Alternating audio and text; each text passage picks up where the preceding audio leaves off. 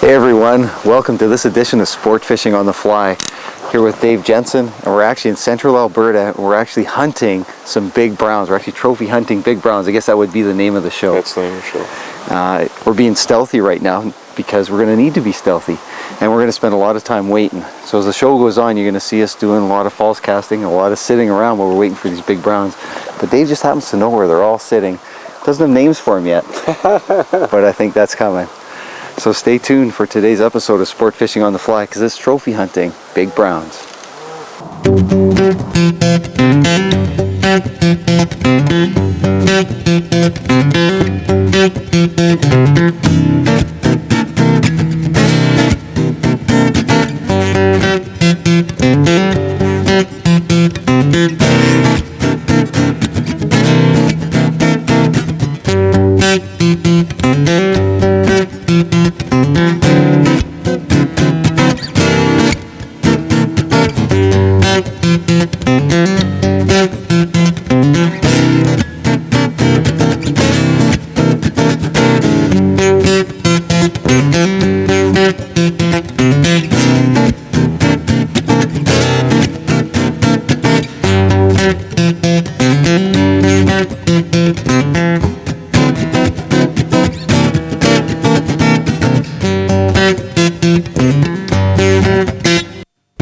Sport Fishing on the Fly is brought to you by G. Loomis and by Islander Reels and by Outcast.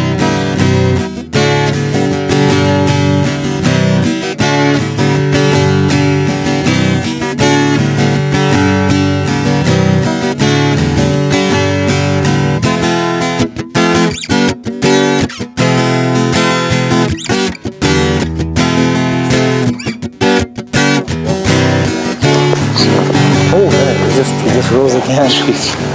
So what are we going to do to go after him? Like, we've seen one out a little further now, and we've seen one real close to the bank. Well, he's about, 6 feet off the bank there. What we're going to do is just kind of slide into the water downstream of him here a ways. We'll work out probably about 10 yards from shore, and we'll cast back. And we'll float the caddis back to him. There he just rose again. Rose again. We're starting to get a little more steady. You know, the nice thing that Dave was saying is we always go to the middle of the river. This river's fairly shallow. It's only going to be up to our knee deep.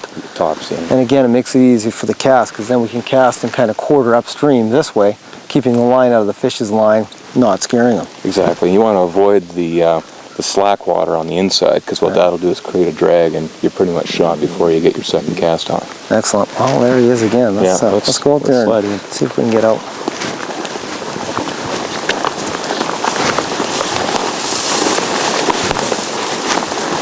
Now, critical thing here is that when we walk, we're not moving Shuffling. rocks, we're not doing anything. The wake doesn't matter so much as the rocks on the bottom and how fast you're approaching this. So we'll get out nice and quiet. And if it takes us 10 minutes to get to where he's rising, perfect. I'm just following you.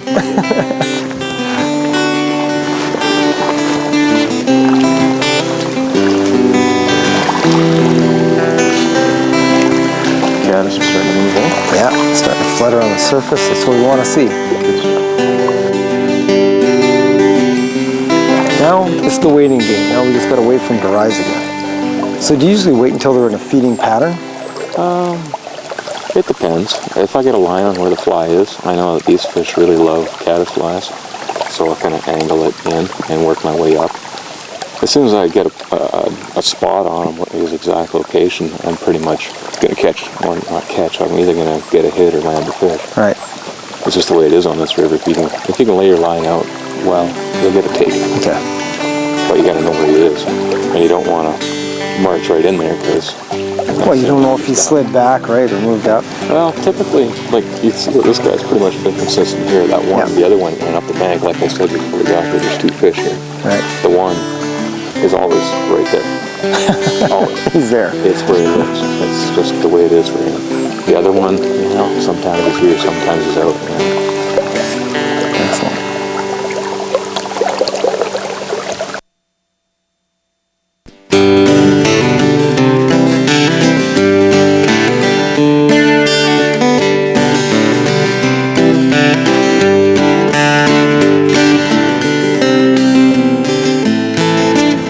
everyone, and welcome to the bench. Well, today we have a special treat. We're actually doing a live filming with Jack Dennis, and Jack's going to tie us up We're going to tie an Amy's ant. Amy's ant. All right, Jack, let's begin the fly. All right, let's have some fun here. Fly tying should be fun. This is one of the most fun flies you'll ever tie. Okay, now we're going to put the body on. Now we go against the gape. That's our width right here. We use the gape as a width. And we're going to now visualize this and break that up into quarters. And we're going to leave a quarter of the fly hanging out the back. And this is the abdomen, as you can see right here. Okay, what I'm doing now is I'm just wrapping some thread. Now I'm going to start tightening up. This is called thread torque. Basically, it's just to keep it from twisting. All right, now what we're going to use is a material called short flash chenille. You'll see it under a variety of different names, but essentially it is a type of a mylar synthetic material that's got a lot of sparkle. And one of the keys to this is the chenille blend has a very bland color, you know, tan or whatever, the foam. It doesn't look very insect-like. That sparkles, reflects light much better. So we're going to tie that in. Okay, now we're going to use a technique that's been around for a long time. It started with the Joe's hopper. It's a palmering technique using a hackle. What we're going to do is you use just any of your saddle hackle that's been dyed grizzly. You could use a regular grizzly, but I use a dyed grizzly. And you can see this is, I don't want to clip it. A lot of people use a big hackle and clip it down. I want to keep the natural material. So I'm using an undersized hackle. And we're going to take and tie it in. Nice thing about this, you don't have to be too precise. You can, this isn't like tying a small dry fly. You just got to watch your proportions. Now we're wrapping this forward.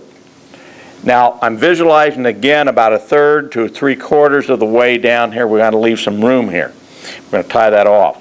Okay, here we go. We're going to take and palmer this. You don't even have to use saddle hackle. You can usually grab, hackle pliers. You know, because this is long enough, just grab it and palmer it just nice and even. Now, what that's going to do is add segmentation. It's going to also help the fly float a little bit better. All right, at this point, what we're going to do is do an over body of foam. And I've used some darker. This particular one, we're going for a fall stonefly. Now, what I'm going to do is, you notice I've cut this. What I've done is I've trimmed it so it's sort of like a forked tail. I don't know how important it is, but you know, it seems to work, so we don't question it. We just do it. We're going to lay it right on here, and we're going to come around watching that point, wrap a few wraps, and I want it to be a little longer than that, so I'm going to actually just bring it out just a little bit more. I want that to kind of sit right, you can see that here, right in there. Okay, now we're going to tie it in. Now I make a few loose wraps, then I tighten up.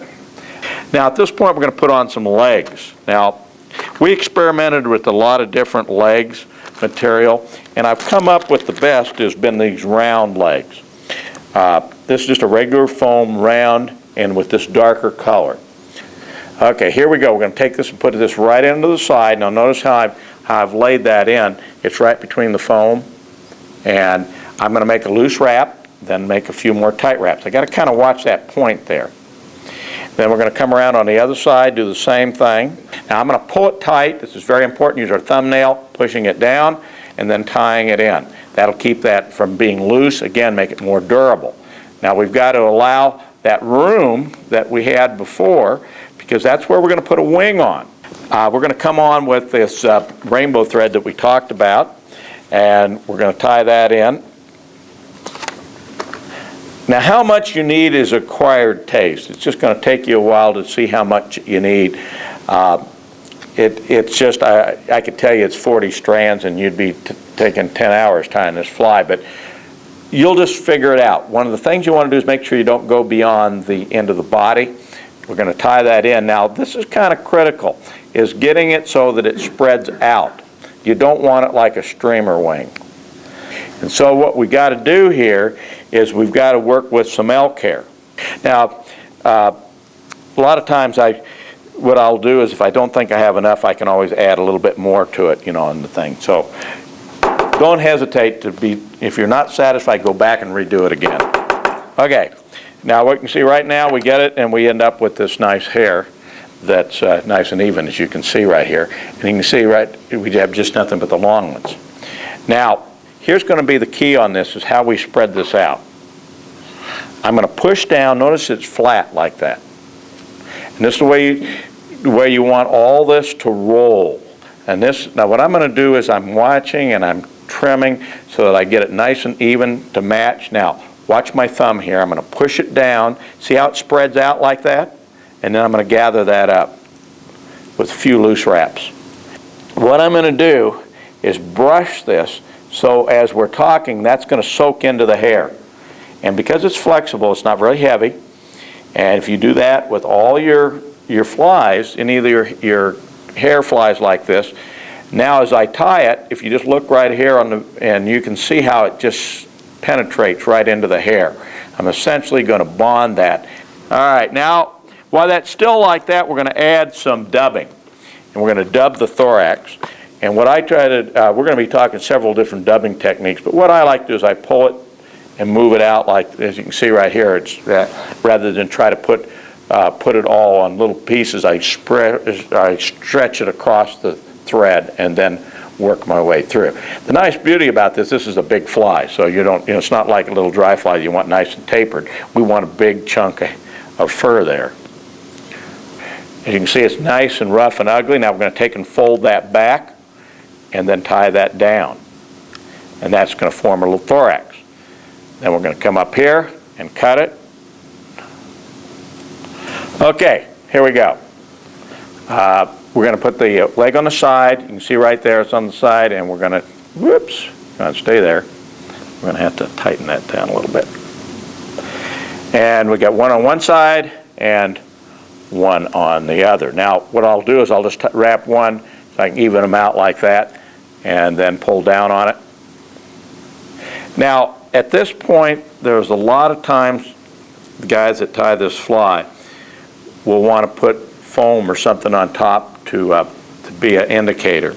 I'll go ahead and do just, if you do it, you want to do it real small. Yellow's a pretty popular one. You can do it like that. Okay, believe it or not, we are done. So what we got to do is whip finish. And there's our Amy's ant. And I'm going to just kind of trim the legs here a little bit. People always ask me how long should the legs be. It's kind of up to you. But that's what I like, is about the length of the legs. Now what do we have here? We've got a big fly that's got a great profile. Well, thank you very much for the tie, Jack. And everything can be seen, this fly and many others, on Jack's DVD, and it's called Tying Jack's Newest Patterns. I sat up night after night thinking of that title. a very original title. Again, thanks for the tie. You're welcome.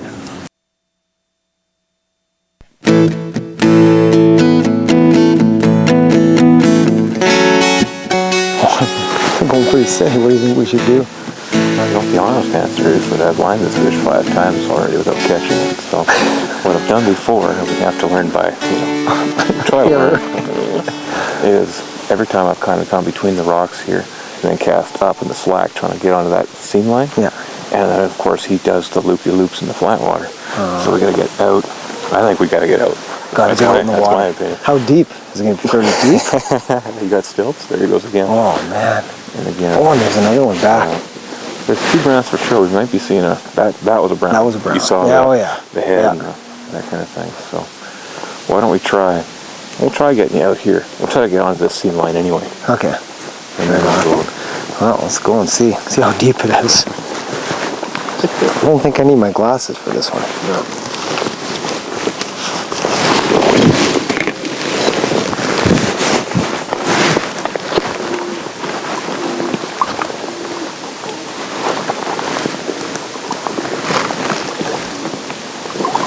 Like lake fishing, isn't it? Oh, lake fishing with a dry eye, yeah. See, he's going pretty steady there. But there is a guy behind him. Wait, you see the temptation? I know. The temptation is to go from here and hammer up at him. Yeah, you betcha. I'm just trying to make myself feel better. Oh, there he is there. Well, you might have to if it gets too deep, though. We'll have to see. mean, we can make the cast from here. It's how. I don't want to do that long a cast. No. That's the other thing about this. You do not want to cast long. If you're casting to the edge of your control limit, don't do it. Don't do it. Just wait it out, wait it out, wait it out. If you're casting beyond what you naturally can cast in perfect control, even if you want to cast 8 yards in control, cast 8 yards. Yeah. If it's 10, great, work 10. But me, I could put my fly on the shore from where I am here perfectly, and that's what I do. Yeah. I don't want to see any long casts. Okay. So what are we doing? The guy just rose. Are we going to move up again, or are we going to wait and see if he slides back? You tell me how exactly. That's the thing. So now we're at a place of, when we first got here, our angle was from that fence just above this tree. So we were starting here.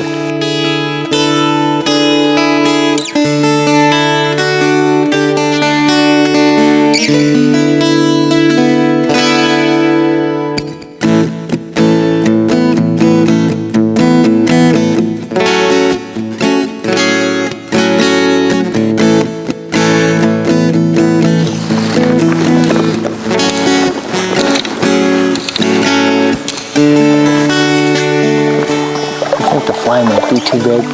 We're making the change. He's all over the place right now. The fish is feeding back here, then he's moving up there. He's not feeding very consistently.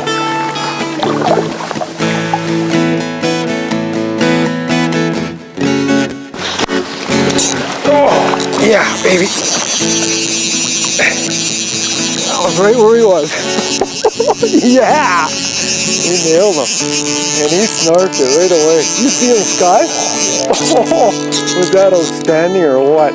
Oh man, that was nice. Let's see if they're not still rising. Oh, Not to be greedy. no, but that was unbelievable. Is that stealth on the finest or what? I'm telling you, I've never ever had to experience fishing like that ever. Well, you're not anywhere near done yet. Oh, had to make the perfect cast. Oh, let's come right in. Oh man, outstanding. Oh man. Oh, was that awesome or what? That is a beautiful fish. Probably 22, 23 for sure. Oh, that's a sweet brown. We both. Oh, He's not that big. oh, he's nice. Nice brown. Hold off a sec.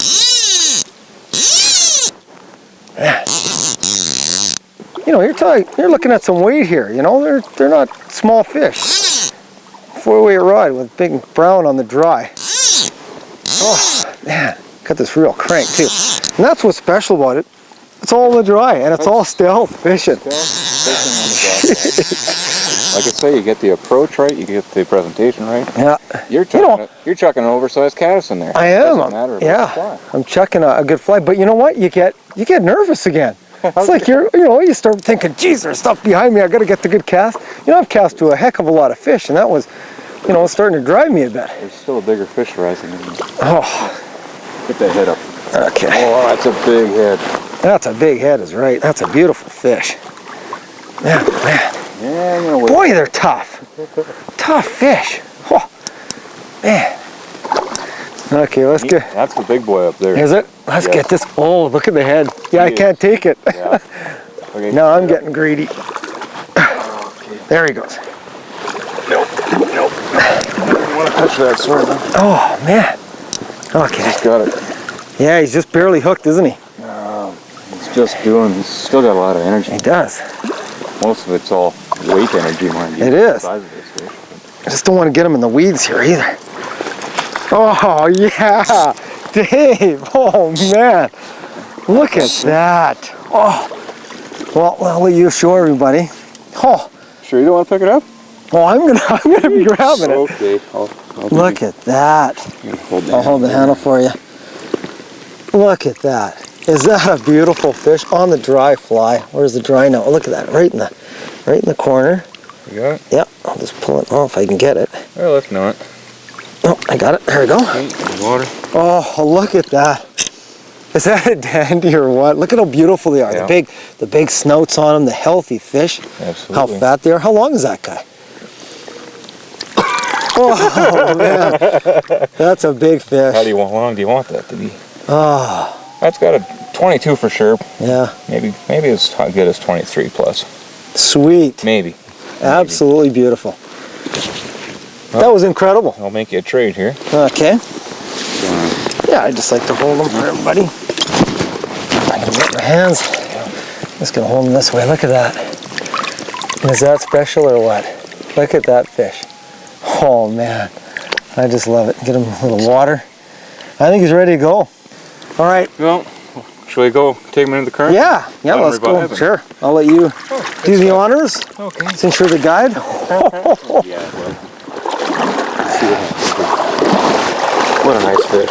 Oh God, absolutely beautiful. To be honest, 19 to 21 inches is what we call clones. Yeah. 21, 23 is big.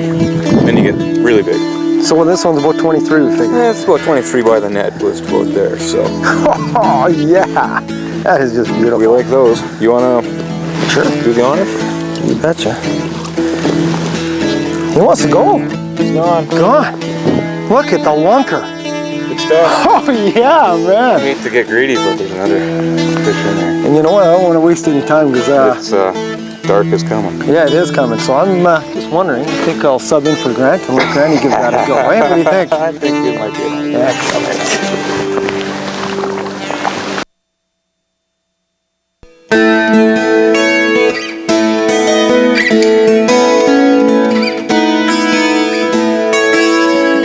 Well, this is all part of the game. You got to sit and wait. And what we're doing, we've seen a fish feeding up. There's a little weed patch up there, and he's just been feeding, but very sporadically. So what we're doing is waiting for him to come up right now so we get a good line on him.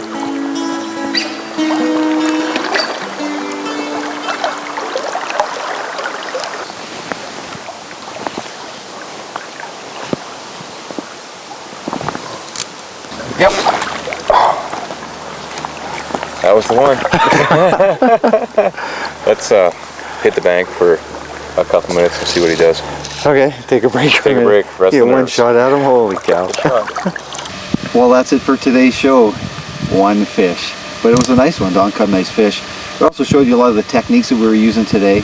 And we saw some rising fish. I actually had fish go after my fly. Just couldn't hook it up. You know, our problem, we just don't have enough time to spend doing the hunting the big trophies. Although, you know, 23.5-inch fish that Don got was pretty nice. I think a perfect trip here would be spend a day with Dave fishing the different tributaries around here in central Alberta, hunting the big browns. Then take a day over in the Ram River. You catch cutthroats, lots of them. Spectacular trip in the helicopter. And then I'd spend a third day back here hunting the big trophy browns. A big thanks to Steve and Amelia for coming along, helping us out, and especially the Lazy M Ranch for putting us up. When you get in the wild, make sure you take care, conserve the waters like they're starting to do around here, starting to get the big browns. And we'll see you next time. We take you sport fishing on the fly. Sport Fishing on the Fly is brought to you by G. Loomis and by Islander Reels and by Superfly.